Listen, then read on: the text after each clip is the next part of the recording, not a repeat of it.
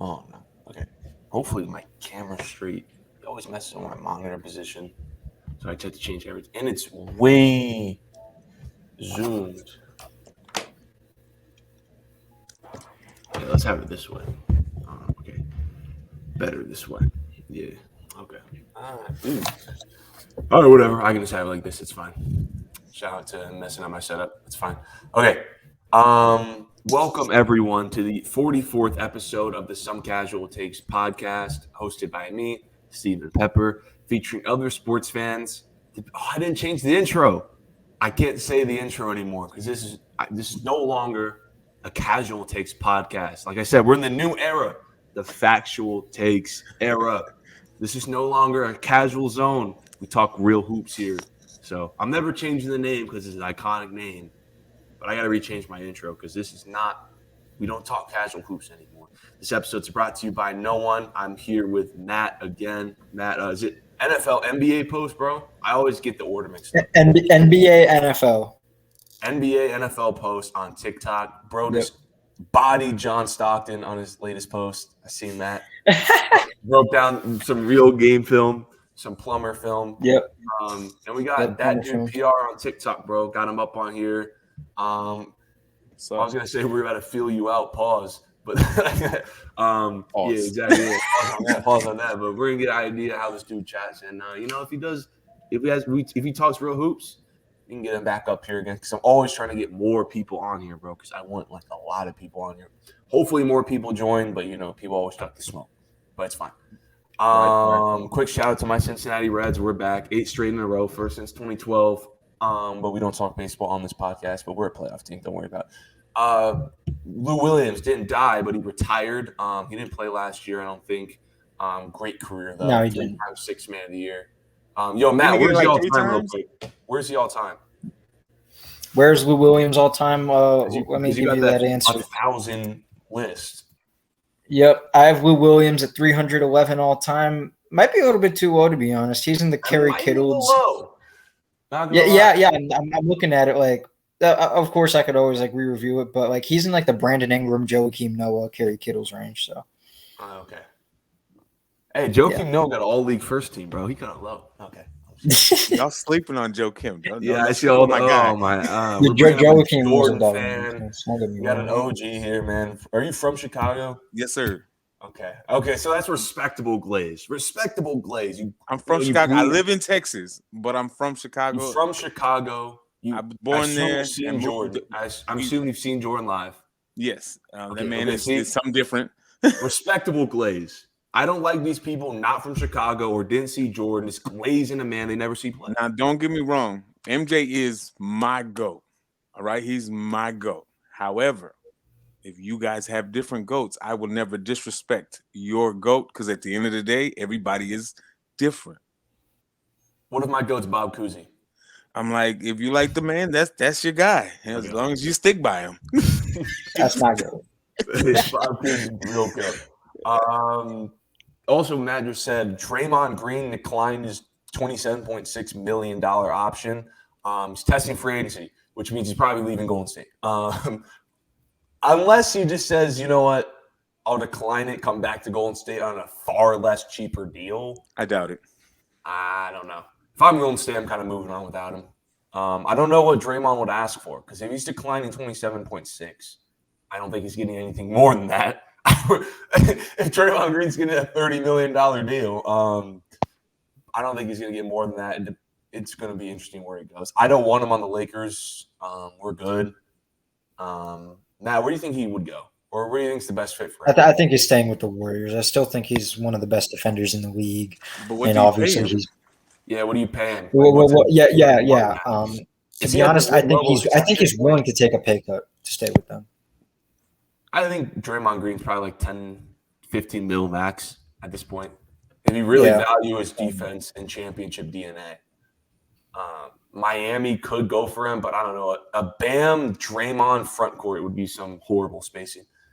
A Jimmy Bam Draymond front court would be insane. I'm seeing some of these like Miami lineups people are putting them on Twitter. Just know the spacing's horrendous. Can Draymond fit anywhere though with his style of play is the question. I don't want him in the Lakers. Again, a LeBron 80, Dre front court's horrible. no spacing. I don't know. I guess you should just run it back with Golden State. People have been saying to go to the Lakers for last year. I just don't want him there. I don't want him there. I'm like, I could see him going to the Lakers. However, I'm with you. I don't want that. I don't. Nobody wants to see that in a sense of one. I just don't see him being a fit, just like Russell wasn't a good fit there. Maybe it was a coaching scheme as well with Russell Westbrook, but I feel like even Draymond Green wouldn't fit in LA. He needs to stay in Golden State. Kerr and him, just that system fits for him. Yeah, the thing with, because I'd rather play a Jared Vanderbilt over Draymond Green. They're both limited offensively, but Draymond Green does have some offensive bag. It's in the playmaking department. But if you're going to ask Draymond Green to be a playmaker like he was in Golden State, then that means LeBron James is going to have to take an off-ball role. It'll just he can do that. Yeah, I guess, but would it be fun to watch? James, Draymond dribble handoff, you'll probably see those. It would be peak Domantas Sabonis basketball. Yeah, so Draymond Green, hopefully you I don't know. I guess the Lakers and Warriors are his only shot because I don't see many, unless Miami, I don't see many other teams reaching in their pockets for like $10 million for Draymond. Is he worth $10 million? I think so. Yeah, I think so. I think max maybe 13, 14 million is the max. He's still an all-league defender. He has championship DNA. If you put him in the right situation where he can be a playmaker, he can still give you some offense. He can still give you 6 to 10 points a game if he actually wants to score, maybe 12. He had like 2 20-point playoff games. He's worth 10 mil. That's me. But we can go on to the big topic. See the title, KD can't play with the super team. Last podcast, all I did was praise KD. I was praising KD. I think I got KD at 13 all time. I praised KD all podcast. I just posted a clip before the trade praising KD. I have another clip on the way praising KD again. I don't know if I'm going to post it because I'm going to get eaten alive because if you praise KD in this day and age, especially after this tweet from Woj, Bradley Beal sent to the Phoenix Suns. Man, oh man, KD, this is sad, bro. I want to ask y'all initial reactions to the trade, and then we'll get more into like its projections across the NBA. So we start with that dude, PR. What's up, bro? When can y'all hear me? Yes, sir. So when it came across my phone, when that alert dropped, initially I was like, yo, this is a cheat code. Like this is a straight up cheat code between him, Book, and KD initially. And then after a while of letting it set in, and it's like I started to think about it. You're like, they still didn't get anything. Their bench is still empty. They barely play defense. And it's like it looks good. It does. It really does look good because they're shooters. One of my questions was who's gonna run the ball majority of the time between them three? Because they're both, especially between Booker and Beal, they can play with the ball, but they can play off the ball. KD, he's good off the ball. I don't need him to run the rock majority of the game. But can he? Yes. But then what do you do with Ayton? You already going to be $30 million over the cap with all four of them on the team. So you don't have a lot of money to buy bench. So what does this do for the team long-term wise? Because is KD going to be healthy? Because KD's one of my guys. I love that man. That man is a lethal shooter anywhere on the court. Like he's just unheard of.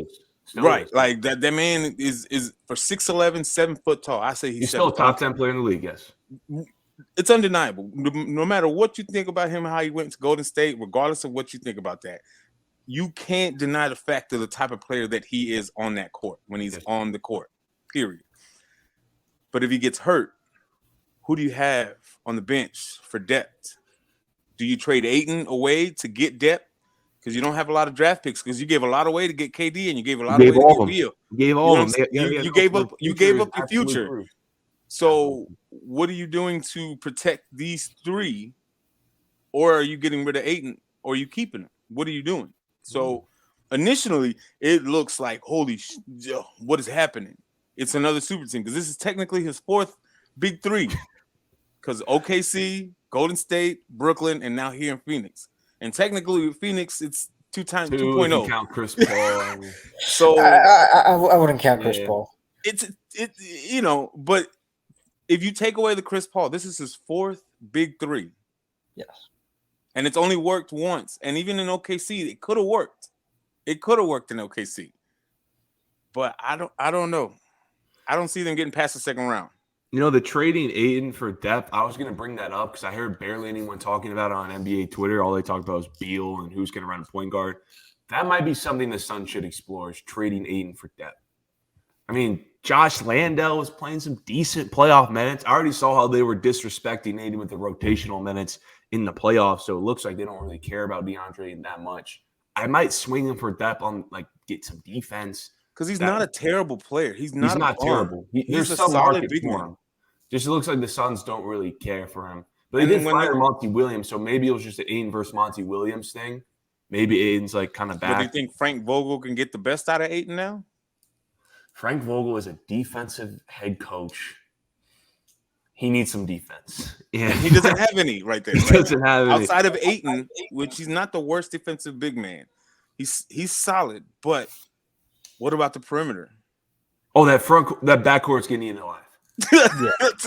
So I'm like, do you just part ways, even though you just signed this man to a max contract last season? Do you get rid of him to solidify your depth, to make sure that you can make those deep runs, or are you just gonna try to see what you can get after everything's? I don't care about depth. I don't even care. He doesn't care about depth. I don't think he does. This is 2 trades where new ownership literally just said, what is depth? I don't think that exists. Matt, I'm going to let you give your thoughts on the Suns thing. We can go deeper into it. Yeah, I'm not panicking about this defense just yet. They only have 6 players under contract right now. That's Durant, Booker, Ayton, Payne, and I think and Ishmael Wright, but it's whatever. The thing is that if they could maybe bring back Josh Okogie, that could be a solid defensive impact that they could have off the bench, or even starting if they need him to. It really just depends on what they're surrounding this core with. But back to like the Ayton thing, if I'm the Suns, I'm trading DeAndre Ayton right now because I don't think his value is going to get any higher, because we saw like what he was doing with Chris Paul and then how much he declined as Chris Paul was on the decline.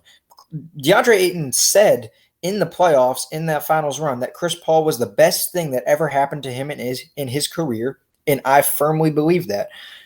So when I'm looking at the way that Ayton was feeding off of Chris Paul, then you see Chris Paul start to fall down the cliff a little bit. DeAndre Ayton starts to fall off a little bit offensively, that is.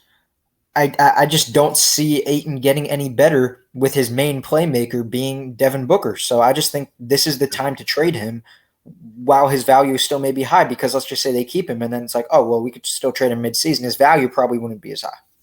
The lineup has to be Booker at the 1. We saw Booker with Chris Paul injury kind of play make. His assists went up. His pick and roll ball handling opportunities increased. I don't think he's a horrible playmaker.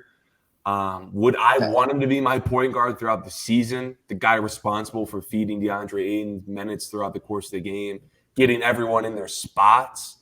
No, because Bradley Beal will take a scoring load off them. So I will see how is his scoring production going to match well with his playmaking production? Because you can't play Cam Payne or another point guard in that lineup because you're too small and defensively you're hooked. So you got to put a better perimeter defender in there. You got to run Booker 1, Beal 2, perimeter guy at the 3. Hopefully he's 3 and D. Got to make sure that dude at the 3 is 3 and D. Durant at the 4, and then Ayton at the 5. I don't know if they're going to trade Ayton for depth because I've only seen management make deals where it hasn't been depth related.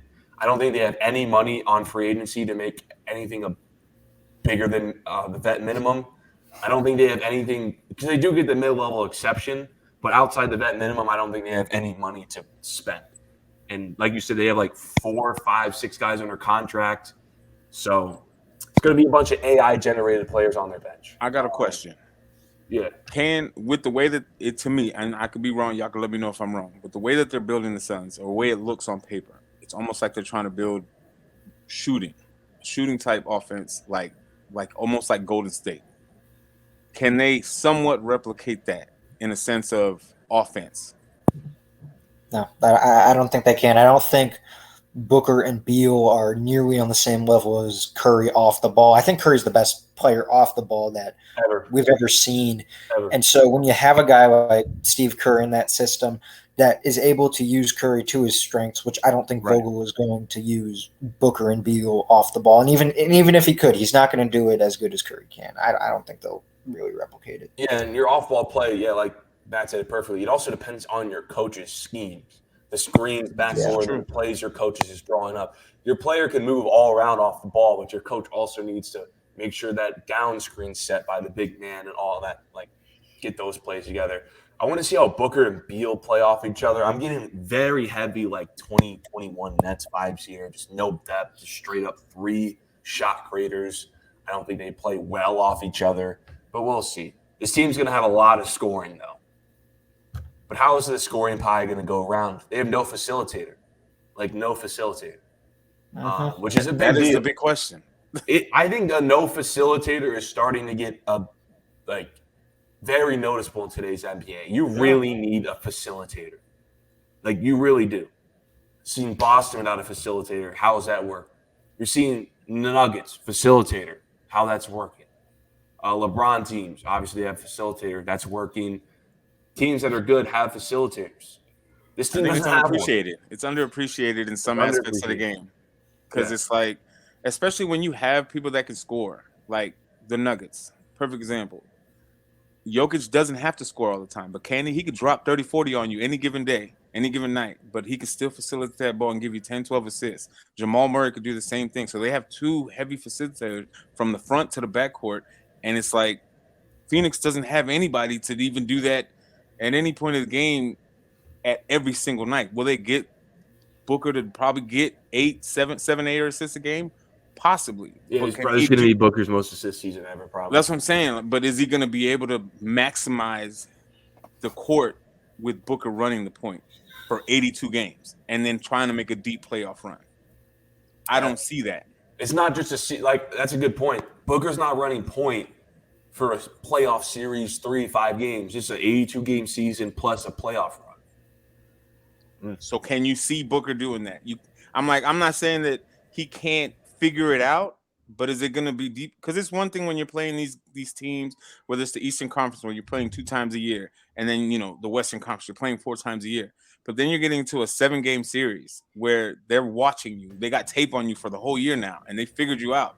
How do you adapt? And not even just Booker. How does the coach adapt? So okay, they figured you out. How are we going to change the scheme now to where they can keep attacking Booker, but we're still making plays? I think we got to wait and see free agency for me to get my firm opinion on the Suns. What's free agency always start July 1st, July 2nd? That's when free agency always starts the 1st of July. We got to wait till then because I got to see how this roster fills out. To me, if I'm Phoenix, I'm just signing straight guys on the market at vet minimum, mid-level exception price. The best defenders you can get that money. Everyone's defender. You don't need more shot creators. You got enough. Maybe one more off the bench for a 6-man shot creator, but everyone else has to be able to play defense. Everyone else. And it has to, like you said, it has to be on that vet minimum deal. You can't be coming in here trying to get this big bag because it's not happening in Phoenix. You're not getting a bag in Phoenix. You're getting the minimum. Yes.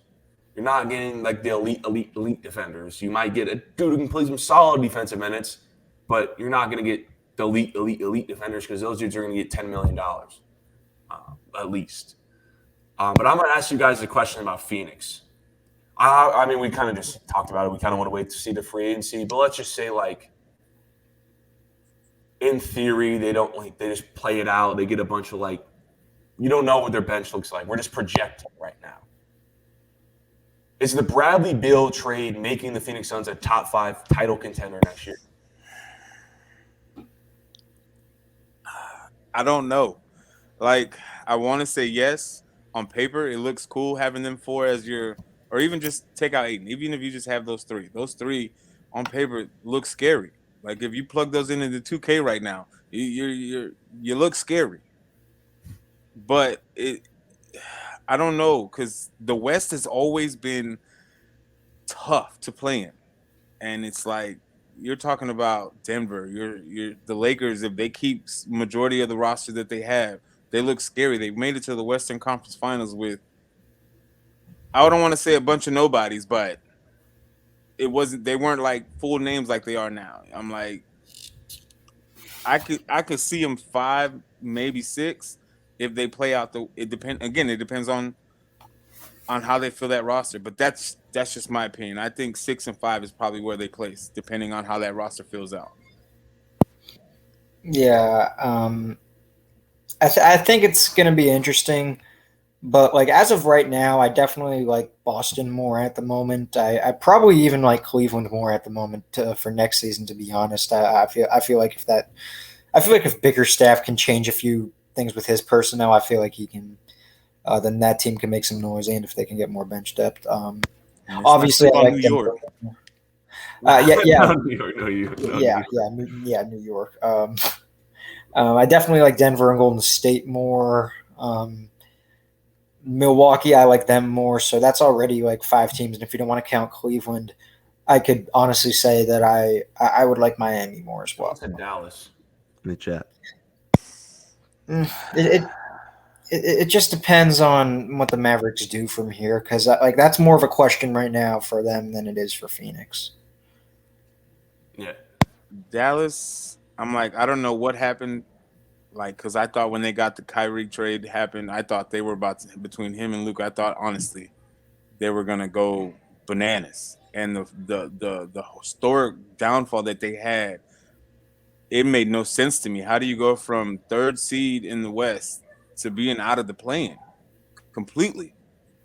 Like, it didn't make sense. So I don't know if would you keep Kyrie knowing what just happened? And then it's like, and if Dallas doesn't keep him, but I don't trust Dallas right now. Yeah, I think you said it. Bro. About the Suns, PR. Like, the Suns ownership thinks this is 2K. I don't think you can just throw names together and expect to get this title team off the bat. I've been saying this for a while, but 2 things I think the team needs the most is depth and defense. Suns don't got it.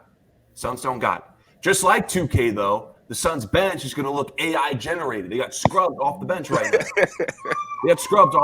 And you think that team's going to win a championship? They got the star power, but now Booker's going to play the point guard. Like, how's this roster going to work over an 82-game season plus a playoff run? How's it going to stay healthy? How are they going to get off? How are they going to play off each other?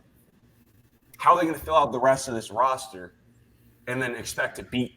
Because right now I like Denver, obviously. I like Boston better. I like Milwaukee better. I like the Lakers. They're deeper with an off-season, with more off-season potential. I like Golden State's a smart organization. They still have Curry. They have an off-season. Like, there's some more teams out there who are deeper, who have capital and have an off-season to work with. This team's off-season is kind of locked up, and I think this is what we're going to really just get is this big 3, no depth, no defense, a bunch of, like, vet minimum guys filling off the bench, and hopefully it works in the postseason. I'm not really putting that much stock in this team. I think this team could be like a fringe 5, but I'd say they fall more right now like 6, 7. And there's the thing: how much is the owner willing to go over that luxury cap, if that's even the case? You know what I'm saying? So it's. Oh, this is the worst owner ever. I already. It's you already got 4 players, because if Aiden's still on the roster, so you already have 4 players, and you're already $25 to $30 million over the cap. So you already limited as an organization on who you can bring on to fill out the rest of this roster. And the new CBA.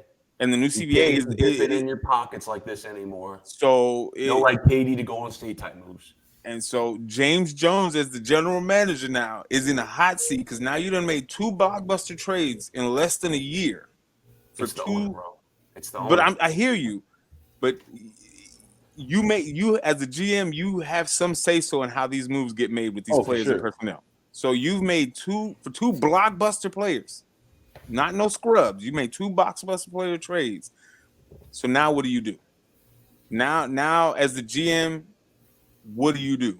History will tell you that this usually doesn't work.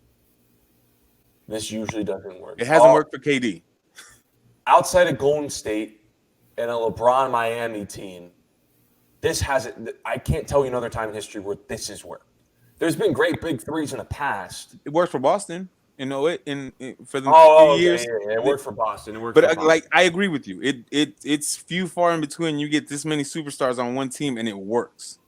I mean that's a little different though, because Boston had like Rondo, who's a proven. They had great role players, and they still had good bench pieces. Like as much as we like to hate on him, Kendrick Perkins was not a bad defensive big that they had. Boston had good role players. Most of them, they draft most of those role players at one point. But when Miami did have a bench, they won championships. When Golden State's bench became a huge problem in 2019. But when they did have a decent enough bench, Iguodala, Sean Livingston, they won championships. David West, Livingston. Yeah, exactly. Who's going to be those type of players for Golden State? Where are you going to find them? You'll just have to ask DeAndre Ayton to be like good and no fall off. And to not get in arguments, to not miss playoff minutes, DeAndre Ayton's got to be on his A game, for real. I'm like being serious. DeAndre Ayton might have to become an elite rim protector too, because everyone's going to buy this defense. To be honest, nobody's scared of him right now. I know, but like, bro, who's locking up on the perimeter on this team? Like, you could re-sign Torrey Craig and hope that he could do it. Yeah, you got to. But how much is Torrey Craig going to get? Yeah, vet minimum. He has to get the vet minimum. Again, anybody that chooses to even consider coming to Phoenix has to know the mindset that you are not getting, one, a long-term contract, and two, you're getting between $1 to $3, maybe $4 million. Oh, yeah. It's a 1-year vet minimum deal. That's all you're getting. Guy. Oh, legend. Oh, legend's here. Oh, damn. He's here. Actually showed up. Legend. Unmute your mic, sir. Yo. Legend. I'm here, bro. Talks about basketball. In the flesh. Finally not ducking. Here we go, ducking, bro. I told you I have a life, bro. I be busy. Open the link. What's up with you, bro? Chilling, bro. Chilling. So we're just talking about KD the Suns right now before we get into some good topics. Bro. Nah. Bill is KD the Suns, bro. Bill is a snake. Sounds like Kevin Durant now. He's a new Kevin Durant at this point. Who's a snake? Bradley Beal. He's a snake just like Kevin Durant now. Bradley Beal is a snake. Yo, that trade package, though, for Bradley Beal was insane. That's the crazy thing. That's the funniest part is that the Suns probably got the better end of this deal. And they didn't give up not one first-round pick. Because they don't have second-round picks. Have no defense. Chris Paul, Landry Shamet, and then like a Starbucks gift card. Like, what are you getting? That trade package should get you like realistically like an 86 overall in like 2K. That trade package should get you like a B player, B plus. It wouldn't get you Bradley Beal. Not Bradley Beal. With aging Chris Paul. The leverage Bradley Beal had with the no trade clause and how desperate Washington was, because the no trade clause is key. Because they did it to themselves though. Well, yeah, they did. I think that no trade clause was done, but I think I heard a report that he declined every other place. I think he declined Miami. I think he declined any other place, and he accepted Phoenix. Would you have rather gone to Miami or Phoenix though? He wants to play Kevin Durant, I assume. Kevin Durant, I heard Kevin Durant was involved in getting Beal to Phoenix. And I think I did my research and heard Bradley Beal's agent is the dad of the Suns CEO. And they did this deal on Father's Day. They're going to investigate on that. Father's Day, by the way. This deal landed on Father's Day. So everyone on Father's Day, they're having a cookout. They're having a smoking cigars, drinking. They're cracking a beer with their dads on a barbecue on Father's Day. These dudes are doing under the table cookout deals. If that deal happened over a barbecue, I'm going on Father's Day, bro. This deal happened over a cookout. It happened over a cookout on Father's Day. This deal happened. But yeah, that's the Phoenix Suns. What do you guys think CP3's next move is? I don't think they're going to buy him out, for one, because that's you don't think they're going to buy him out in Washington? They might trade him again, but that because what is his contract like? $25-30 million or something I think like that? 40. Isn't it like 40? It may be 40. So how are you going to buy that out? I think they're going to look to trade him. I think that's what they said right now. They're looking to maybe like route him to the Clippers, maybe the Lakers. Although the Wizards are known to make if no trade happens, I think they buy him out. But I think right now they're on the market to trade him. I think the Clippers would be a good fit for him. Running back with the Clippers, they need a point guard. I think Boston would be a great fit for Chris Paul. I also think the Lakers would be not a terrible fit for Chris Paul. I just don't want the contract, though. If I'm the Lakers, I'm only getting Chris Paul if I could give up nothing or he's getting bought out because I'm not taking $40 million for Chris Paul. I'm like, if Washington bought out John Wall and gave him like 90% of his contract when they bought him out anyway, I mean, they might as well do it with Chris Paul then. I mean, so hold on, like it's like the Suns starting five still Chris Paul, now Bradley Beal, then Devin Booker and Kevin Durant and DeAndre Ayton, right? Chris Paul is in Washington. Chris Paul got traded. He's in Washington. Yeah, bro, that's a horrible deal, bro. I'm saying that's a horrible deal. They got no defense in return, bro. That's a Legend didn't know Chris Paul got traded. This is what I'm saying when I pull up Legend, bro. Legend doesn't know Chris Paul got traded. Chris Paul is in Washington with Shamit, and Phoenix got Beal with it was. It's a horrible deal, bro. Because here's the thing, right? Check this out. Bradley Beal is considered a superstar. Like, I don't think he's a superstar. But he's an all-star. I don't think he was ever a superstar. So let's say an all-star, right? Since he's considered an all-star, right? That's at least $15 million a year right there, right? Then on top of that, then you got Devin Booker, who's definitely a superstar. Bro, he's making Bradley Beal's like a top 5 highest paid player in the NBA right now. I think he's making like 35 to 40. Cool. That's cool. Then you got Devin Booker, who's considered a superstar. That's a big contract right there. Then DeAndre soft ass. You know, that's like he's got a contract. Yeah, he does. And all four of them got too much money. I think what was the total? Like 136 mil? Something like that. Almost 140. Yeah, to the 4 players, so they're capped. Nah, then you got Kevin Durant, cupcake ass. Then you got him, which was definitely superstar. W breakdown. That's a big. That's like how much is Kevin Durant worth? Like a year, like 50 mil. I don't think he's 50 mil, but I think he's up there in like the 35-40 million range. Well, we just did the math. We're like all 4 of those players are like 130 to 140 million. They way over the cap space. Way over. I mean, if they to basically avoid like going over the cap space, they need to get rid of some players before the trade deadline. Honestly, you got to get rid of DeAndre Ayton. That's the only. The only option. I think they'd still be over the cap though if they traded Ayton. But you at least get something, like you said. His value is high, still enough. Like y'all said, where you can get something out of Ayton. Something. Because the way I think at we least all get can DeAndre agree. Ayton. I mean, at least get DeAndre Jordan. At least they got defense. They ain't got no defense. DeAndre Jordan. At least they got defense. Hey, he got a ring now, so put some respect on his name. So Ish got us a ring too. That don't mean anybody gonna run and sign him. Hey, DeAndre Jordan got a ring, bro. Put some respect on his name, bro. I'm not discrediting DeAndre Jordan, but I'm not giving up Ayton. He's soft. He's soft. All right, okay. So I think this means Damian Lillard is probably going to Miami now. I actually don't know how. DeAndre Ayton got owned by Patrick Beverley, bro. You soft. He's soft. Like, come on now. Did y'all see the Chris Paul tweet from the Suns? Oh, the Chris Paul's a wizard? Yeah, hold up. Yeah, I was like, see, Chris Paul's a wizard. Is it that one? So I gotta ask you a question though. Like, where do you think that like Damian Lillard finna go? Like, probably Miami now. Yeah, this is it right here. Nah, bro. You gotta come to the Nets because I'm a Nets fan, or go with LeBron because I'm a LeBron fan. He's not going to the Lakers, bro. The Lakers had to give up Austin Reeves and like half their team for Damian Lillard. Bro, don't ruin the moment for me. I think he's going to Miami. If Bradley Beal had a no trade clause, I would assume Bradley Beal would have went to Miami because I think Miami probably would have given him a better package. Because Tyler Hero is more valuable right now than Chris Paul. They probably have more picks to give him. But it all went back to Bradley Beal saying, "I want to go to Phoenix." Trading Beal for Hero makes way more sense. It's just a no trade clause, bro. It's a no trade. Yeah, that no trade clause is the devil. Yes, Bradley Beal, by the way, getting a no trade clause like he's like Kevin Garnett. It's insane. But we can move on to the fun topics now because we talked about that Slytherin for too long. Yo. So we got 2 topics to close out the show. What's this dude name in the right of me? With the Jordan with the Jordan jersey. This is that dude PR. What's good, PR? All right. What's going on, my man?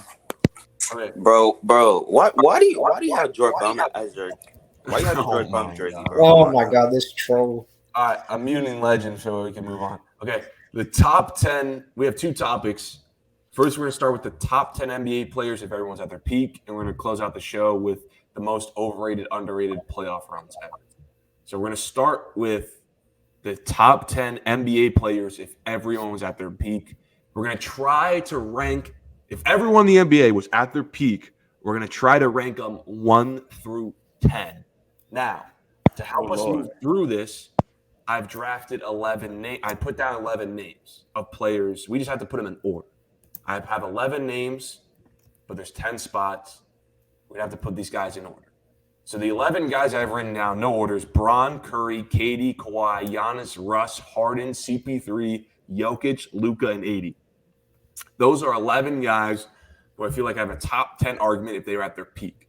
Guys who got cut off, unfortunately, are like Dwight Howard's not technically an NBA player. Derrick Rose. I just don't think Derrick Rose's peak can stack up with other guys. Sorry, Chicago fan. It's these are facts. I'm like, you're not spitting any lies. Like I feel like Derrick Rose has like one of the most overrated peaks of all time. It's really just the MVP season. Yeah, it really is. He got so overrated. His peak is kind of like a projection. But we have to rank these guys and also identify when their peak is. We're going to try to do this in a timely manner because we're already at 36 minutes. Okay.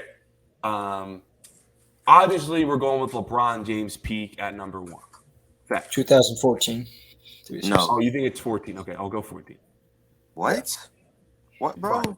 You can say 12, 13, 09, 14, whatever. LeBron at his peak is number 1. Curry, now, whenever Curry's peak is 2016, 2021, Curry is the best. Curry's number 2. Easy.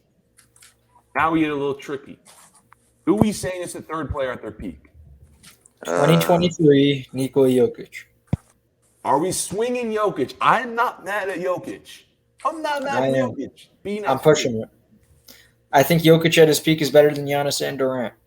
Whoa. Got too much dip on your chip, buddy? I'm like, father. Now, don't get me wrong.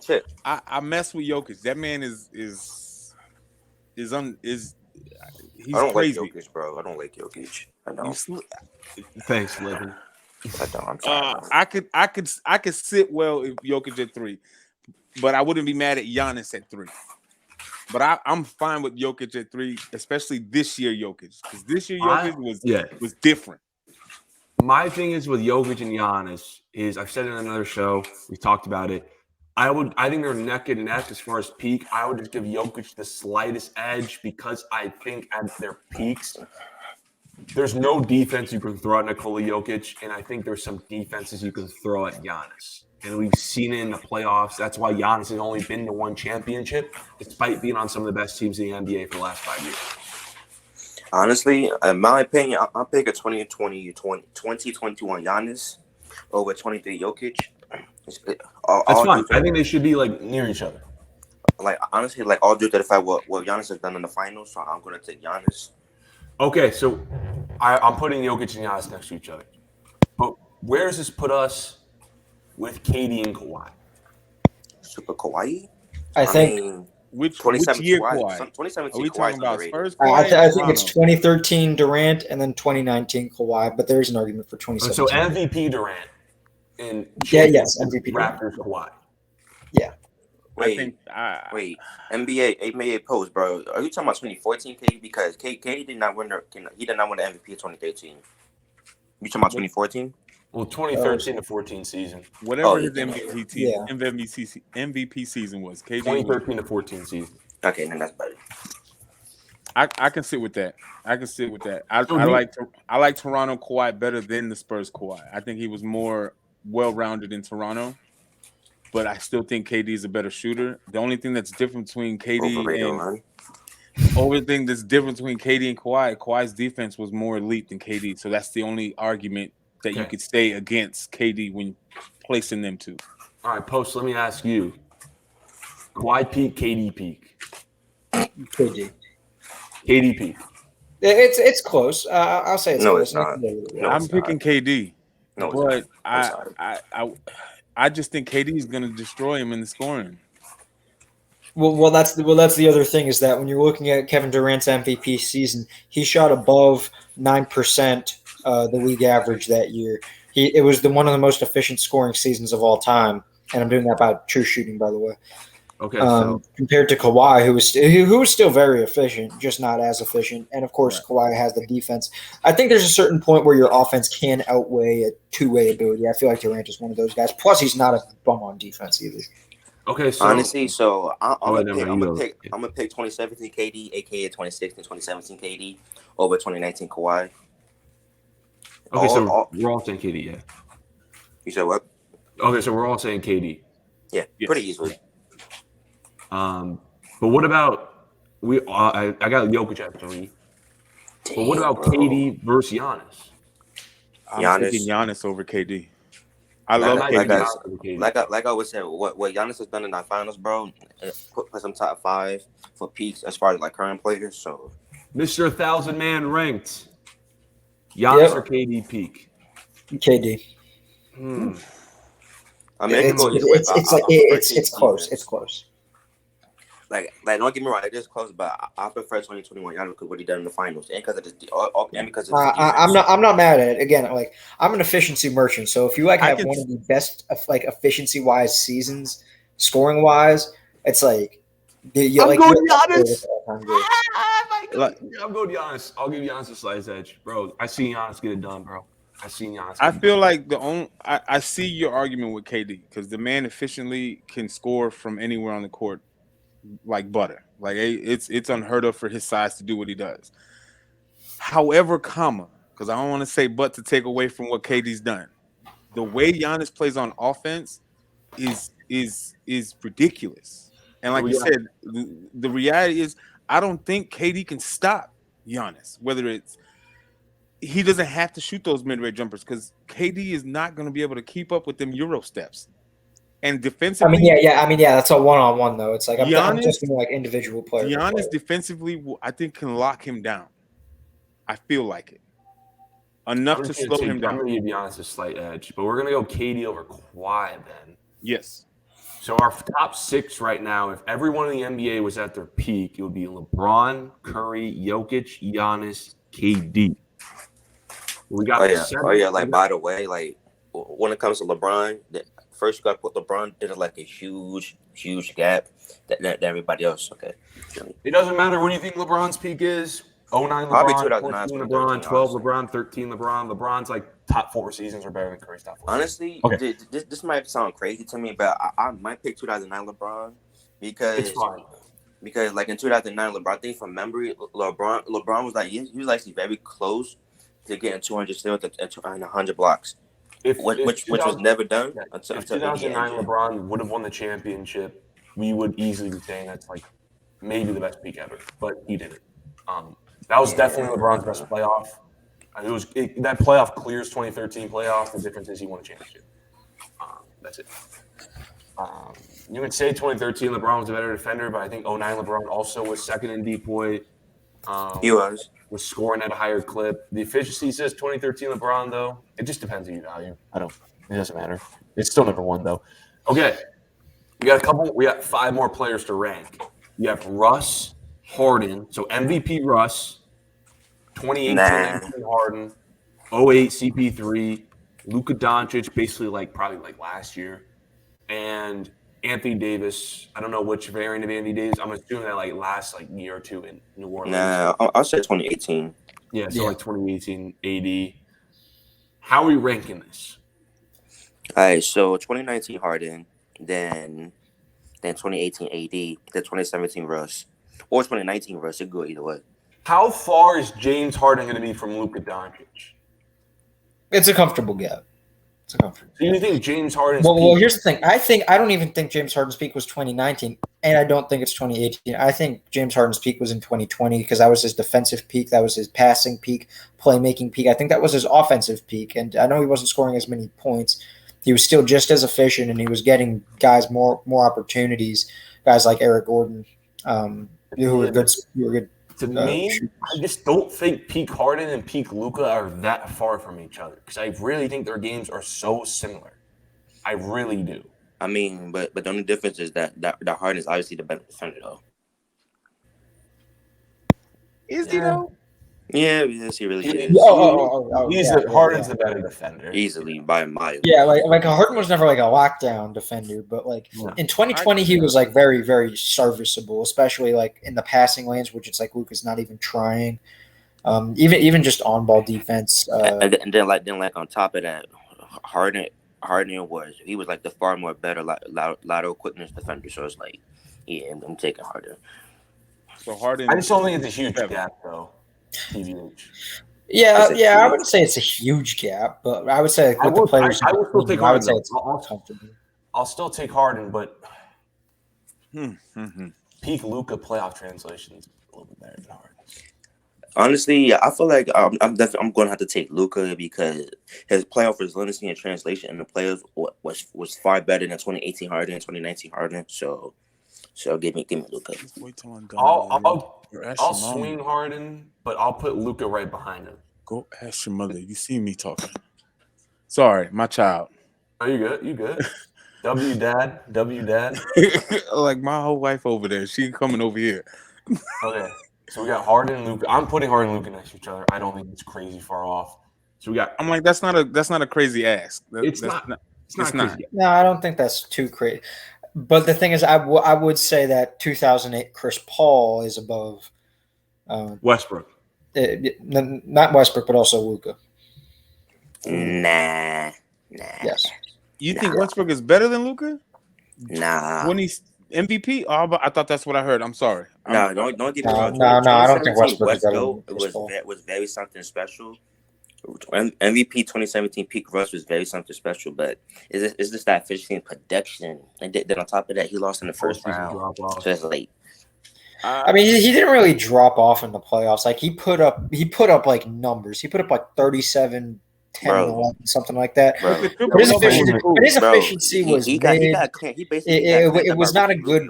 It was not good playoff basketball for actually like watching the game. That was just embarrassing. I'm sorry. He basically got cleaned up by Ricky Rubio. Come on, bro.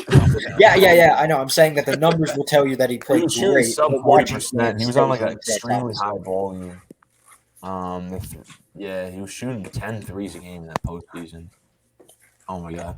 And I also do believe. I think in like 2017, I think Russ had like the highest, like by far the highest usage rate in 2017.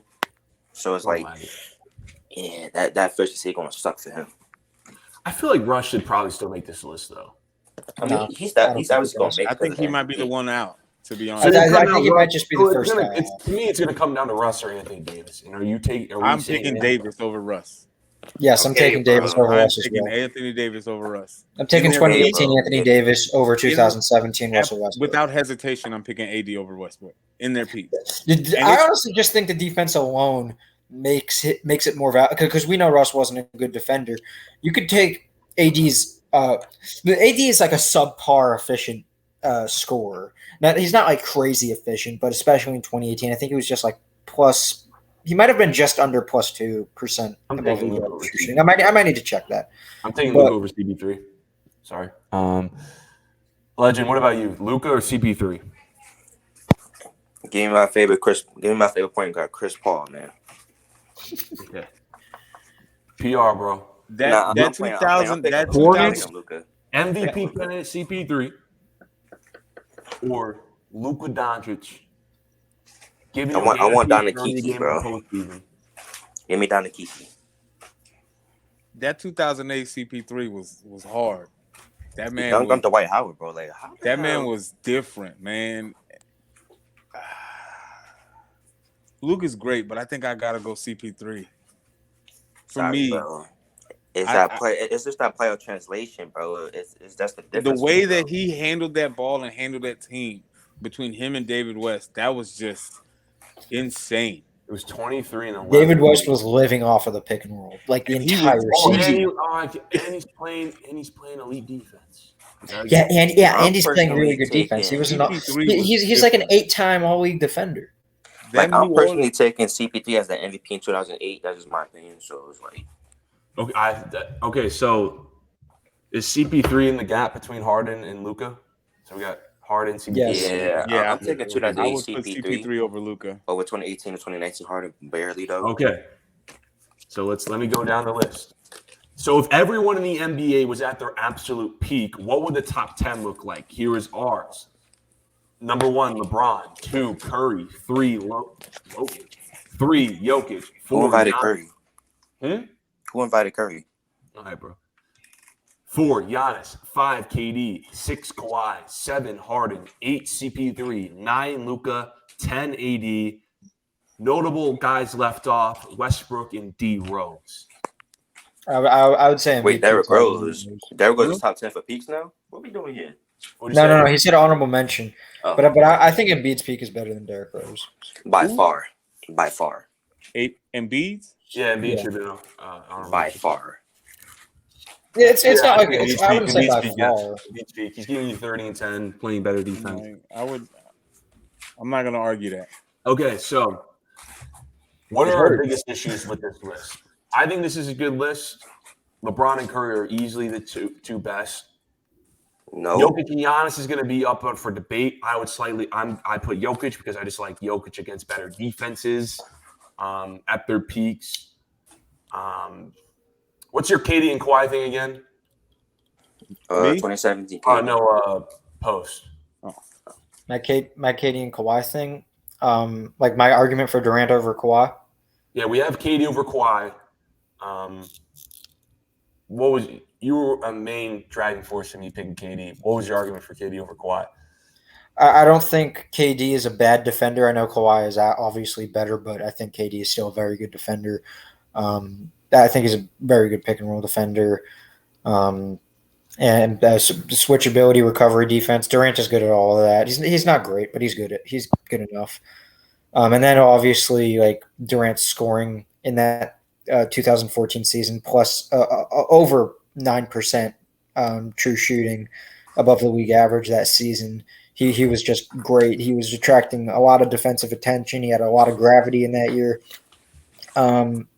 I think there is an argument to be made for Kawhi off the ball and obviously the defense, and he's a very efficient mid-range shooter, one of the best ever.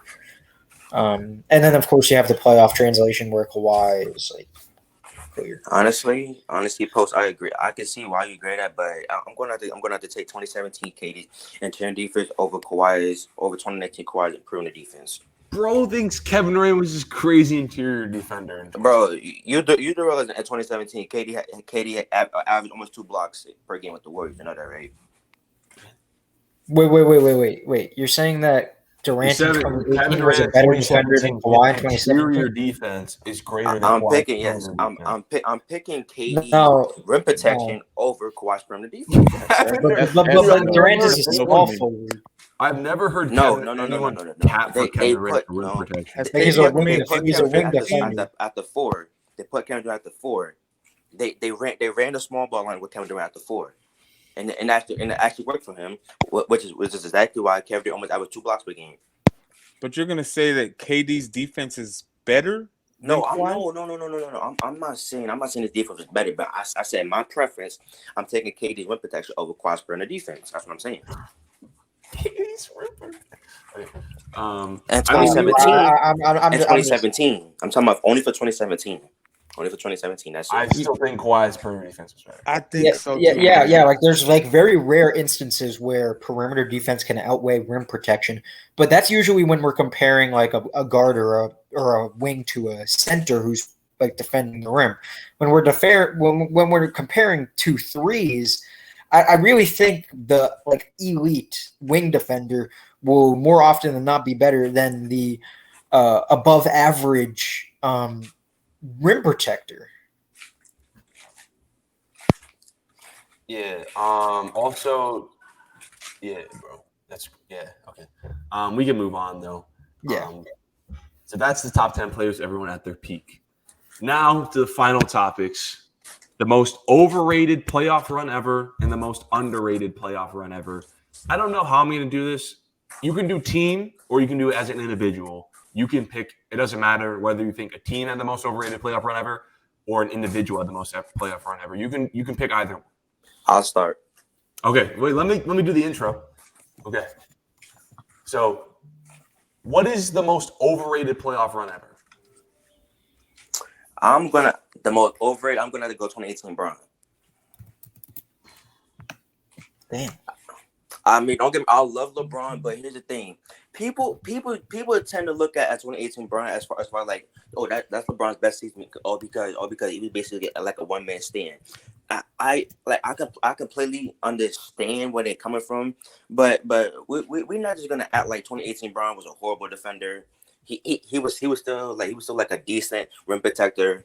But he was so lazy on the defensive end. He did not want to get back on in the transition defense. He did not. His pick and roll defense wasn't all that. And then when it comes to the passing lane, he was like basically above average. So I feel like offensively he was phenomenal, but defensively that defense is actually like a pretty much good gap for me. Feel me? It's like that makes him the most overrated playoff run ever. Yeah, 2018 LeBron. Okay. Yeah, because people tend to look at 2018 Bron because basically I probably say basically because of like recency bias. I look at it as like basically like recency bias when it comes to 2018 LeBron.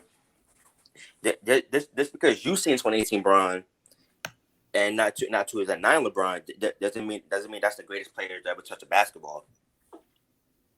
I don't care about what he was doing defensively. I still think what LeBron James produced overall was some of the greatest playoff production we've ever seen.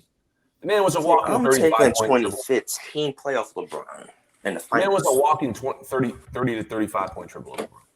What did he average in that run, by the way? I need to pull it up. 34, 9 and 9, I think. Wasn't that the year that he led almost all the statistics in the playoffs, especially? Yeah, he did. He did. Yeah. Man was leading. How was that overrated? The entire NBA playoffs in pretty much every category. He led the finals and lost. Like, yeah, bro. Give me 2015 LeBron finals over 2018 LeBron's playoff run. Oh my. Okay. 2018 LeBron was also doing on better efficiency too. I mean, that's cool. That's cool, no. That's cool. Okay. That's cool, no. But ain't no way. Ain't no way. Give me 2015 LeBron's finals run over 2018 LeBron playoff run. That's cool. So you're taking his NBA finals over everything LeBron did in that postseason. I just think 2018 LeBron is just too talked about. It's just too talked about much. Oh, because of recency bias, bro. I'm sorry. I don't think it's recency bias. I think it's because they were putting Kyle Korver on graphics to try to hype up the finals. I think that might be right. Yeah, that's probably why. And I honestly do believe in that 2018 playoff run. I think Kyle Korver shot a whopping 17% from the 3-point line. Woohoo! That makes the playoff run even better. Like yeah, exactly. Like, I don't even know what you're saying. See, but here's the thing: in the 2015 finals, when LeBron was on the court, his starting five shot over 21 from the field. With 2015 finals? Yes, I'm not even joking. I have proof. In that 2015 finals run, without LeBron on the court, his teammates shot over 21 from the field without LeBron on the court. Without him on the court, that's ridiculous, bro. That's ridiculous. In the finals, so you're just in the finals. Okay, but we're talking about playoff run. I'm picking 2015 LeBron. I'm sorry. That's just me. Okay. I don't think 2015's LeBron's playoff run was better than 2018. I mean, it's not all that. 2018 LeBron was different. Like for that to be overrated, I don't understand. 2018 LeBron is in my nightmares like every single I'm not a LeBron fan. Celtics fan, bro. Yeah, exactly. You're a Celtics fan, obviously. 2015. All right. I need to say my most underrated playoff run ever because nobody knows about it. It's overrated. Nobody knows about this playoff run. All right. It's overrated, by the way. We're going to underrated next. All right. Yeah. This is underrated. All right. No, overrated. We're talking about overrated. I know, but I'm saying I got a new one. So you have an underrated. Save your underrated for the next topic. Okay. The most underrated playoff run. Talk about the overrated. Why? Because we're going to underrated next. We're on the topic of overrated. Okay. Overrated. The most overrated playoff run ever. I would say it's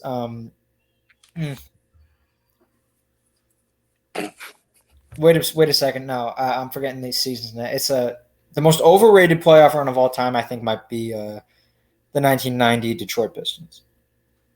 Okay.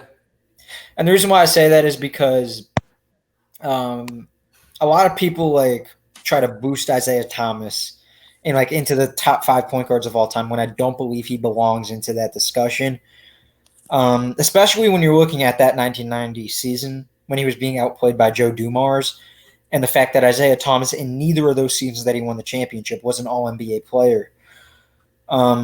It's like I'm looking at Isaiah and this team that he's on, this Chuck Daly Detroit Pistons team, and this is just a team that works really well together. And he just happened to be this number one guy that was not at an all-league level compared to the talent around him. I think there's at least 7 point guards that are better all time than Isaiah Thomas, easily. 7? Yes, 7. And that's the thing. A lot of people value championships like that. But the thing is that when he's being outplayed by a shooting guard, how come we're not seeing Joe Dumars in the top 10 shooting guards of all time, or even top 15? Because Joe Dumars does not have the experience to be a number one option. That's why. He was playing like one. Yeah, he could play one because of Zeke. Because of Zeke. That's why. I wouldn't say it's because of Zeke. He's the floor general, bro. Of course he's going to do that. Of course. He was not feeding off of Zeke as much as he was. Like everybody was feeding off of each other on this Pistons team. This is what I mean. Like Isaiah just happened to be that guy, and he's a top 50 player of all time because he was that guy.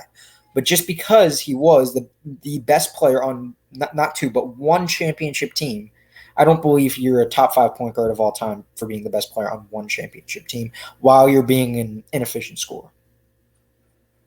So, I'll say mine. I think the most overrated playoff run ever is, unfortunately, the 2016 Cavs. I really do. Because I think yikes. Now we're talking before you overreact. You're trying to run yikes. No, before we overreact, we're talking about a playoff run, like in totality. That finals is maybe the greatest finals ever. So you're talking before the finals. We're talking about a playoff run, so it's in totality. I just think they swept. They played the Detroit Pistons. Kyrie was leading scorer in that series. They swept, and the Pistons weren't that great of a competition. Hold on. What team you said? 2016 Cavs. Wow. Okay. And, see, you're saying wow because you're only thinking about the NBA Finals. They played Atlanta, swept them. Atlanta wasn't this crazy competition. Like, what crazy team did they play? Toronto was decent, but it went to 16. Yeah, but they didn't really play anyone that insane in the postseason. There wasn't a big, scary team that, like, when you think about the 2016 Cavs, there's not one big team that, like, if you think about it, there's not really a huge team in that playoff run getting to the finals that you're thinking of. And I'm thinking about all these other playoff runs in NBA history in totality. Before they even get to the finals, they're playing tough competition, and then they get to the finals. So let me ask you this. Obviously, it's from a LeBron perspective. Leading up to the finals, 2016 wasn't even that crazy statistically for LeBron James. So the finals have you ever thought I think the 2016 Cavs playoff run, it gets boosted a lot. It gets boosted a lot. It gets carried by the NBA Finals, basically. What I'm trying to say. So that's what I'm basically trying to say. So would you honestly say if it wasn't for the finals, would you still say overrated? I think the playoff run before the finals was extremely mid. But so I'm basically asking you, if it wasn't for the finals, would you still consider overrated? Well, you need the final. There would be no 2016 Cavs playoff run if it wasn't for the finals. See, that's what I'm saying. Like, if it wasn't for that 2016 finals, would you still consider them overrated? Because what LeBron and Kyrie has done in the finals basically outweigh what they done before the finals. We're talking about a playoff run though. Like, as a playoff run, I don't think it's that. Are you saying if they didn't make the finals or didn't win the finals? Both. If they didn't make the I keep getting more confused. To me, there's no way in hell they would have missed the finals. That's why I think it's also overrated, because there was no chance they would have missed that finals. Even when Toronto tied it up 2-2, were you really shook in your books that Bismack Biyombo's rim protection, Kyle Lowry and DeMar DeRozan were going to keep LeBron and Kyrie from the finals? Were you Not really even close? No. The finals was amazing. It's arguably the greatest finals ever. I think it is. LeBron's performance in that finals was insane, but that's it. I just think it's the finals. I think the finals carries to me. I think the finals carries. I don't think it's that insane of a playoff run. If it wasn't for that finals, that run, like you said, would have been. If it wasn't for the finals, that playoff run's not getting talked about. No. That playoff run's not. Okay, I can get behind that now. I mean, so let me say it like this, right? People, I'll let you like certain people's opinions, logic against them certain time because people say the finals only matters when it comes to LeBron, right? So if LeBron didn't win the finals, people say, oh, he's so overrated, right? I'm just saying that's how people say. They say the finals matter the most, which is why quote unquote Jordan's the GOAT. Just saying. I'm just saying, like, you think about some of Kobe's finals runs when he's going up against San Antonio, Phoenix in the playoffs. These are title teams in the playoffs. And then he plays a great team in the NBA Finals. I think about some of the greatest playoff runs ever. I'm thinking about when you're playing championship teams in the postseason, in the playoffs, getting to the finals. I'm so glad you said that because that's leading up to my run. You're overrated or underrated? My overrated. Okay, for what's me, your my most overrated overrated is the 2011 Heat. Again, that it was like they were expected to dominate. Again, the East, outside of maybe the Bulls, maybe one or two more teams that were even remotely kind of with the Heat. Because again, you got the Heatles. They're expected to destroy everybody through the East. It was expected. And then you struggled with Dallas in the finals. Honestly, I'll probably say the 2001 AI run. I'm sorry. Oh, I'm like, that's a solid. I was gonna say that, but like I've been over it. Honestly, bro, like I'm an AI fan, bro. I love AI, but it's just that 2009 that's what I run is so overrated, bro. That as a playoff run that gets talked. I guess 2016 Cavs might not work because we're not really talking about that as a playoff run, but because 2011. When we talk about playoff honestly, runs, this might be a hot take. 11 Dirk, those are playoff runs. We don't really. This might be a hot take, but I'll probably say the 2000 Lakers run was probably overrated. All because due to the fact Shaq best player that he was being guarded by was basically Greg Ostertag. So I'm just saying it's like if you feel me, it's like Shaq favorite center of all time, but I gotta do dirty like that, bro. I'm sorry. It's like. Even though Greg, I also only averaged like 3 points against him. Woohoo, cool. I'm just saying, like that's not really all that great to me. Hey, they played the Kings, bro. They played not cool. Portland Trailblazers, bro. They got demolished.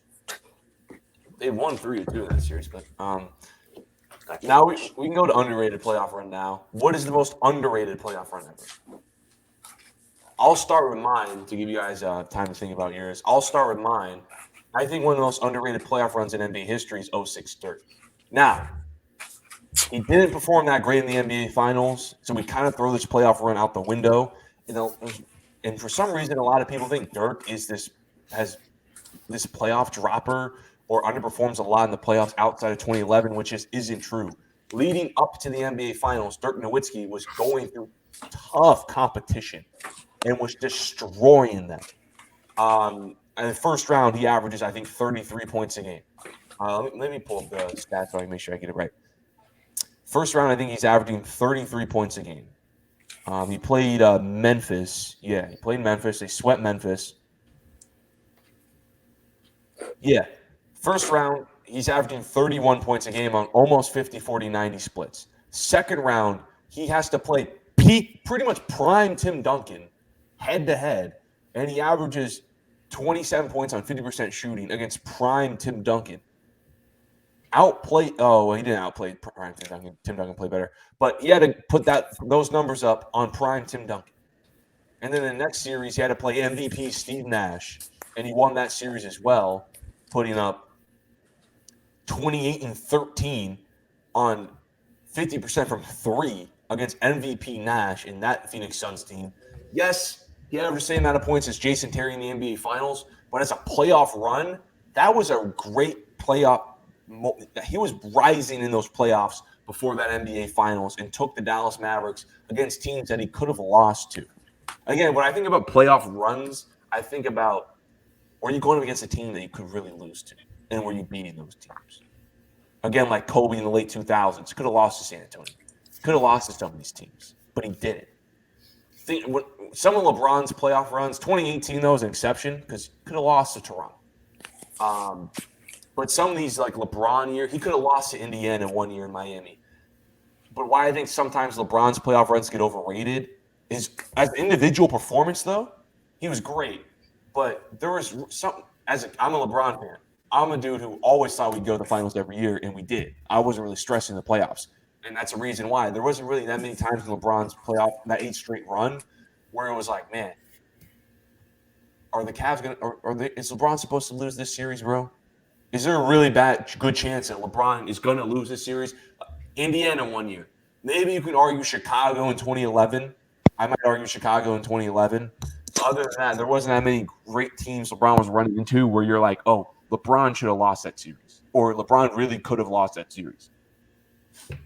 Like Dirk was going up against prime Tim Duncan. Could have lost that series. MVP Nash. Could have lost that series. Like, but what about you guys? Post, you have in your head for a long time. I think the most underrated playoff run by a player ever. Now, all right, casual. You know that I can't go a full show without pushing my plumber narrative. Okay, listen. Hear me out. Pre-79, I'm not entertaining this, but you can go ahead and say it. Oh, Lord. The most underrated playoff run ever is 1965 Jerry West. When listen. I just think by how good players were for their era. Okay, Jerry West in 65 came in, and in the first game of the playoffs, his best teammate, Elgin Baylor, went down, and then he was pretty much by himself with Leroy Ellis and Rudy. Oh, yeah, I know what you're talking about. I did some research on that, too. Jerry West goes through the bullets with Walt Bellamy, who was their best player. He averaged 21 and 15, Walt Bellamy, in that series. Jerry West throughout the whole playoffs averaged 40 points, 5 rebounds, and 5 assists on 53% true shooting without Elgin Baylor. Now, of course, he lost to Bill Russell and the Celtics in the finals and still averaged an efficient 33 points in that series. I think that's the closest thing relative to era that you could find to maybe a Hakeem Olajuwon in the 90s or 2018 LeBron, where he's kind of just putting the team on his back to get them to the finals. Yeah. No, Jerry West, top 15 player ever. I think he's one of the greatest playoff players ever. I thought it was funny because, of course, it's fitting that you just reached back into like some black and white TV era. Yeah. You picked the guy back then. We had to go to PR and we have to go to Legend, and then we'll call it a show. Your guys' most underrated playoff runs ever. Y'all probably gonna laugh at me, and that's fine.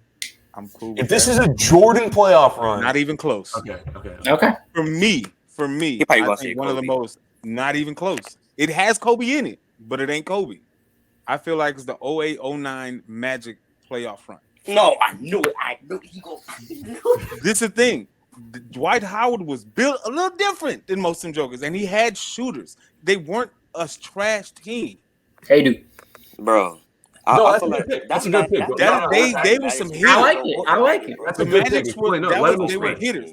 It's just when they ran into Kobe in the finals and they just were better equipped to beat them. No, but break down that playoff run though. That playoff run. Listen, you went. I'm sorry, but that's your overrated playoff run. Okay. You bugging. You beat Philly 4-2.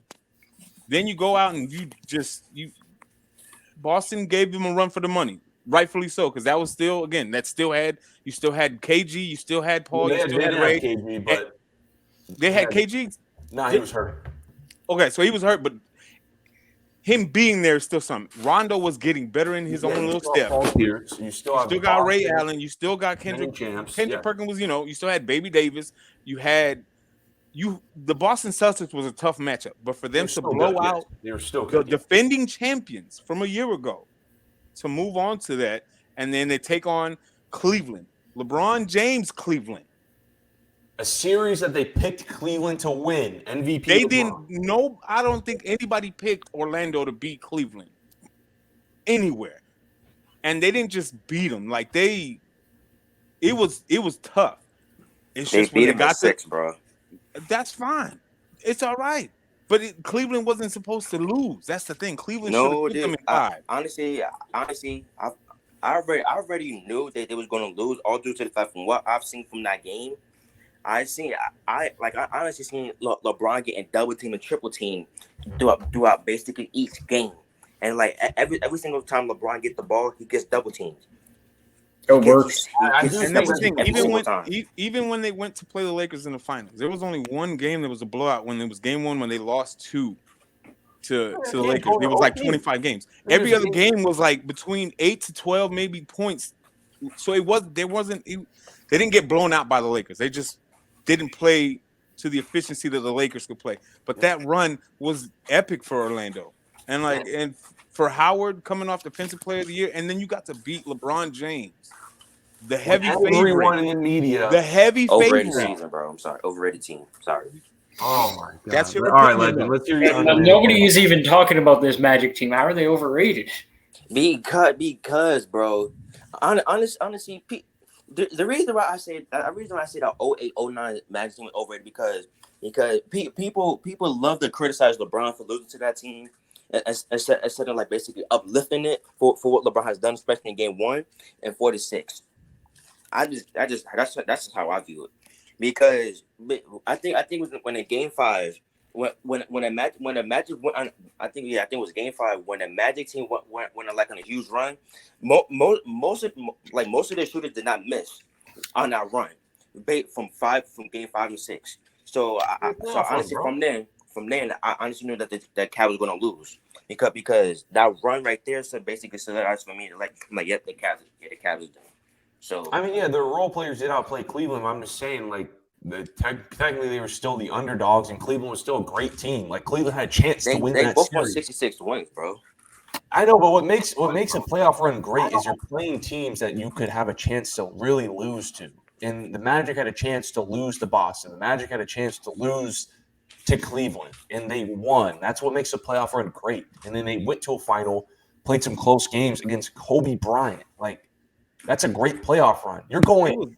I feel like 2 of the 9 Kobe's not talking about. Legend. You're going Paul Pierce, defending champs, Boston. I don't care they didn't have KG. That's still a great team regardless. It's the defending champions. Then you're going. You're going 66 win MVP LeBron James in his house in a conference final when everyone and their moms picked the Cavs, and then you're going. I don't care if you believe that the Magic were a better team. I think they were. But still, you have to understand, they were still the underdog, and this is MVP LeBron. Peak LeBron, by the way. Like, to many people, this might be peak LeBron.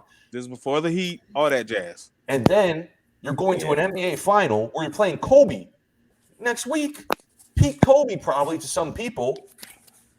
And you're playing close games. Games are going to OT. You had a chance. It wasn't no scrub run. Oh, yeah. Honestly, I just want to say this real quick. That 2011 playoff run that Dirk did was overrated. Oh my God! Very overrated. I'll gladly explain because just like how I was like basically explaining earlier that about the 2015 LeBron run, right, with the finals run. People only tend to look at what Dirk has done against LeBron in the finals instead of before. Because before that he swept Kobe, but people never love to bring that up that he swept Kobe. But they do bring that up, dude. No, they don't, bro. No, they don't. No, I don't know what you're watching. It's Kobe beat Bryant. If they lose, they're going to bring it up. The reason why everyone brings up 2011 all the time is not just because of what he did in the NBA Finals. They always bring up the fact that he had to go up against Kobe Bryant, 2-time defending champ, 3-time Western Conference champ, swept him in the playoffs. They had to go up against the Oklahoma City team that was literally a year away, had the scoring champ on their team, a year away from the championship, had to beat them. They also had to play a very solid Portland Trailblazers team in the first round. And then, of course, they beat the Eagles in the finals. That's an all-time great playoff run. And Dirk Nowitzki was rising at crazy levels. He was clutch. That was Dirk Nowitzki masterclass. Look, bro. By the Mavs. People, like, honestly, I'm starting to see a little bit more that people talk about how Kobe gets swept. But people love to bring up the fact that he beat LeBron. And they bring up the fact that they beat Kobe. They bring up the fact that he beat the Thunder. I really see they talk about how Kobe got swept. That's how I see it. The people who are okay. I mean, that's the media though. That don't mean that the people who say, I rarely hear that Kobe got swept. That's because they're Kobe fans. When you flip the conversation though, and talk about Dirk's playoff run, they'll bring up the fact that they swept Kobe. I mean, they didn't sweep Kobe. They swept. I mean, at least LeBron didn't get swept in 2011. I'm like Kobe. Just saying. What does that even mean? It's Mr. Narrative right now. Because honestly, from what I say from LeBron haters, right? I honestly see that LeBron haters talked about LeBron scored 8 points in Game 4, but unlike LeBron, he didn't get swept by Dirk in that playoff run. That's what I view. I'm just saying. Well, I can literally say Anthony Edwards didn't get swept by the Nuggets when LeBron did. You see how dumb that sounds? Come on, bro. No, how you just going? The logic is there. You just gonna switch up the narrative like that, bro? Come on now. You've been pushing narratives this whole time, bro. If you want to push narratives, we can switch the narrative right back. Nah, but casual, bro. You cannot do that. The narrative We're talking about the 2011 Dirk run. We're talking about the 2011 Dirk run, bro. Then out of nowhere, you bring up that Timberwolves and Anthony Davis, and LeBron and stuff like that. Come on, bro. We're talking about LeBron, Kobe, and Dirk. Then you bring up Anthony Edwards. Like, what the hell? Well, I can bring that up. What's the difference? You just one got swept, one didn't. Exactly. LeBron could never.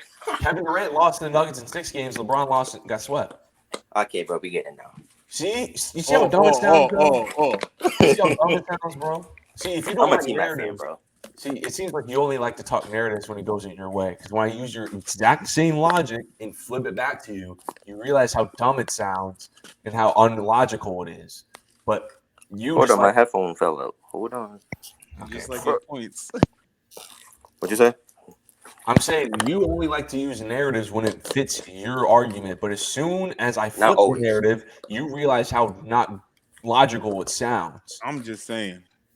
No, but I completely understand what you're saying, but I just view it as if somebody's gonna use their logic again, if I gotta use their logic against you, why get mad? That's what I'm saying. That's why I be telling LeBron haters that. You got mad when I flipped your logic. Not really. I didn't get mad. It was just funny that you brought it up. Okay. All right. I'm just saying, as far as Dirk, this is an all-time great playoff run you're playing. Kobe's overrated. Pau Gasol, back-to-back defending champs, 3-time West champ in a row. You play them in the semis. Then you go to West Finals. You play a scoring champ in Kevin Durant, a team that's literally the next year they go to the championship with pretty much the same crew. And then the next series, you're playing LeBron James, Heatles in the finals. Like, that's comp. Look, bro, that ring for Dirk solidifies his whole career, bro. Which is why. Meanwhile, we won't bat an eye when LeBron James goes to an Andre Drummond, Al Horford, DeMar DeRozan playoff run. Bro, what? For the 2016 Cavs, by the way, the playoff run, this is the best player on each team. Andre Drummond, Al Horford, and Andre Drummond, Al Horford, and DeMar DeRozan. That's your 3 best players in each series. You know how terrible that competition is, bro? As far as DeMar DeRozan is the best player all time in that group at like 174, and he is a playoff dropper. Yeah, bro. I mean, let's be honest. We all know that DeMar DeRozan was a playoff dropper. Come on now. Let me bring back my 2016 argument before I go back again. The NBA, this is as a playoff run in totality, not just the finals. Of course, the NBA Finals, I think, is the greatest NBA Finals ever. LeBron James played magnificent. But as a run in totality, we have to keep in mind what they did in the 3 series before the NBA Finals, and it wasn't a great series. They played mid at best comp. There wasn't a time where you really thought that the Cavs were going to play a team. I don't think the Cavs played a team during that run that could really give them a run for their money. We all knew they were going to end up in the finals. It was without even question. When Toronto, Bismack Biyombo pushed them to 2-2 in the conference finals, you were not quivering in your boots that the Cavs were going to get halted from the finals. Let me repeat you. The best player in each of those 3 series leading up to the final, Andre Drummond, Al Horford, and DeMar DeRozan. That's a playoff run. Yes. And from a statistical standpoint, as like LeBron James, he wasn't that crazy going up to the finals. Like statistically, LeBron wasn't that insane. I think his numbers are just right about where they were in the regular season. You're disrespecting my Pookie there, bro. I think Kyrie outscored him in Detroit. So stop disrespecting my glorious king, bro. Let it go. Bro, 2016 was my favorite year ever. I love 2016, but I'm just saying, as far as a playoff run, why the playoff run's overrated? Because when I value a playoff run in totality, you should be playing against teams that should really give you a run for your money. If you have like no shot of losing, how great was that playoff run? Understand what I'm saying? Now, the only thing against that, and I still agree with you, it's one of the, for me, I feel without the finals, it's probably one of the most middest. The finals carries.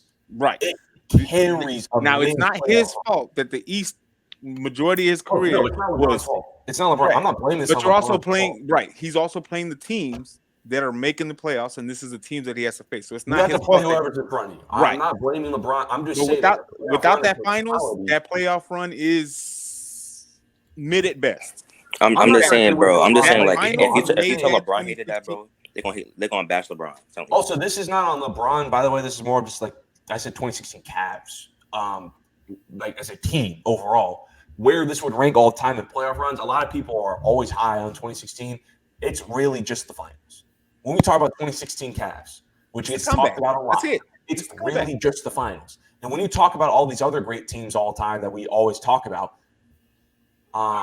the 2011 Mavs, late Kobe years, all these other great teams we're talking about. Was it the 01 where they went 15-1? Was it 01? Yeah, that was 01. That was 01. I'm like, that was a sick year. Other great teams that we talk about here on TikTok.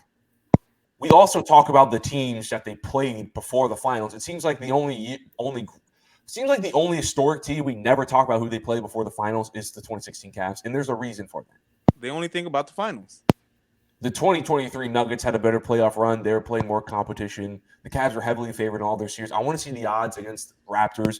The Raptors were pretty good, but there's no way in hell. Even at 2-2, I still remember that because I was like 13, 14 years old. I was a huge LeBron fan. I was like, bro, there's no way Toronto is beating us. Even at 2-2, bro. I was like, nah, bro. Like, nah. Bismack Biyombo had a little. I don't think a lot of people were worried about that outcome. So yeah, like that playoff run is overrated. But we've been talking for an hour and almost 30. I'm gonna get you guys out of here. Thank you guys for tuning into the 44th episode of the Some Casual Takes podcasting, the second episode in the Factual Takes era. Shout out to NFL NBA Post. I think I got it right this time. You did, bro. Matt holding it down like always. Legend. Appreciate talks it. about basketball. Legend. Finally came on the pod. All right, bro. We get it, bro. We get it. Finally stopped ducking smoke. Came up here and chatted basketball. And that dude PR, bro, talked some solid hoops, bro. I'm going to get you up on another episode, bro. Appreciate you for coming on. Appreciate you having me, man. Next show should be on Friday. We have a banger episode. Hopefully all the people who keep asking me to be on the pod will open my DM. I'm coming up on Friday. All right, bro. Better talk some serious ball next time then. All right, bro. All right, Friday at 12:30. If my schedule doesn't get messed up, that's where I should be at. But until then, I'll see you guys.